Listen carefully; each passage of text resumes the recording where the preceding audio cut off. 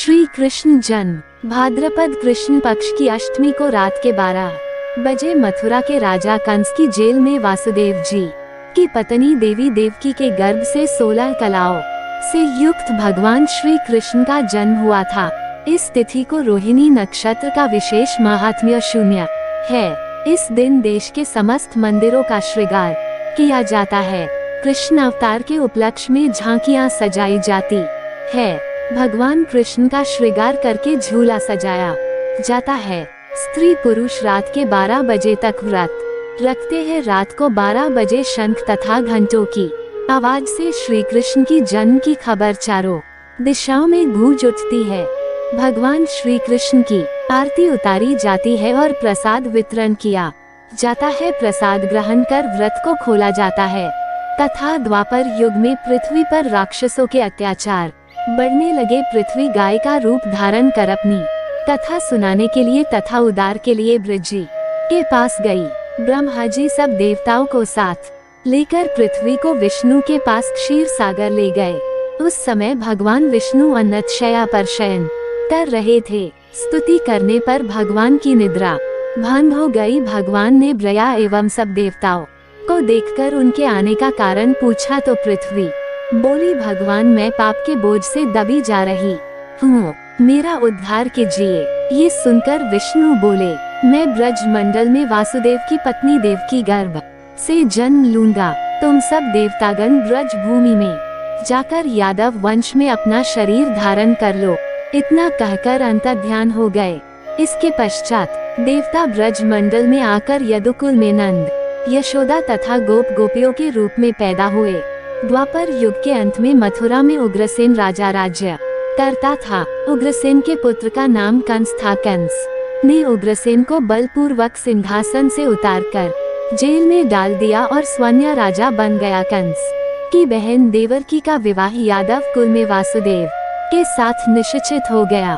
जब कंस देवकी को विदा करने के लिए रथ के साथ जा रहा था तो आकाशवाणी हुई कि हे कंस, जिस देवकी तो आकाशवाणी हुई कि हे कंस, जिस देवकी को तू बड़े प्रेम से विदा करने कर रहा है उसका 8वां पुत्र तेरा संहार करेगा। आकाशवाणी की बात सुनकर कंस क्रोध से भरकर देवकी को मारने को तैयार हो गया। उसने सोचा ने देवकी होगी न उसका पुत्र होगा। वासुदेव जी ने कंस को समझाया कि तुम्हें देवकी से तो कोई भय नहीं है। देवकी की 8वीं संतान में तुम्हें सौंप दूंगा। तुम्हारे समझ में जो आए उसके साथ वैसा ही व्यवहार करना। कंस ने वासुदेव जी की बात स्वीकार कर ली और वासुदेव देवकी को कारागार में बंद कर दिया।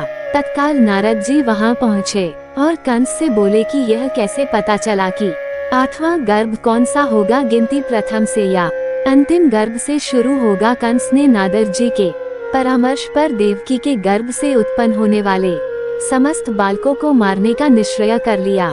इस प्रकार एक एक करके कंस ने देवकी के साथ बालकों को निर्दयता पूर्वक मार डाला। भाद्रपद के कृष्ण पक्ष की अष्टमी को रोहिणी नक्षत्र में श्री कृष्ण का जन्म हुआ। उनके जन्म लेते ही जेल की कोठरी में प्रकाश फैल गया। वासुदेव देवकी के सामने शंख, चक्र, गदा एवं पद्मधारी चतुर्भुज भगवान ने अपना रूप प्रकट कर कहा, अब मैं बालक का रूप धारण करता हूँ, तुम मुझे तत्काल बालक का रूप धारण करता हूँ, तुम मुझे तत्काल।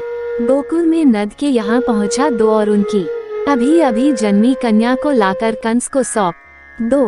तत्काल वासुदेव जी की हथकड़ियाँ खुल गई। दरवाजे अपने आप खुल गए। पहरेदार सो गए। वासुदेव कृष्ण को सूप में रखकर गोकुल को चल दिए। रास्ते में यमुना श्री कृष्ण के चरणों को स्पर्श करने के लिए बने लगी। भगवान ने अपने पैर लटका दिए। चरण छूने के बाद यमुना घट गई। वासुदेव यमुना पार कर गोकुल में नद के यहाँ गए। बालक कृष्ण को यशोदा जी की बगल में सुलाकर कन्या को लेकर वापस कंस के कारागार में आ गए। जेल के दरवाजे पूर्ववत बंद हो गए।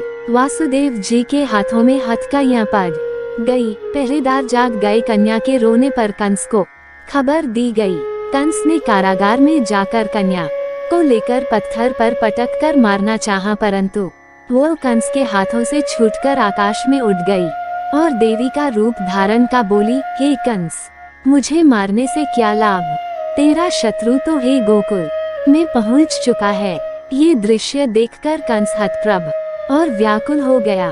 कंस ने श्री कृष्ण को मारने के लिए अनेक दैत्य भेजे। श्री कृष्ण ने अपनी अलौकिक माया से सारे दैत्यों को मार डाला।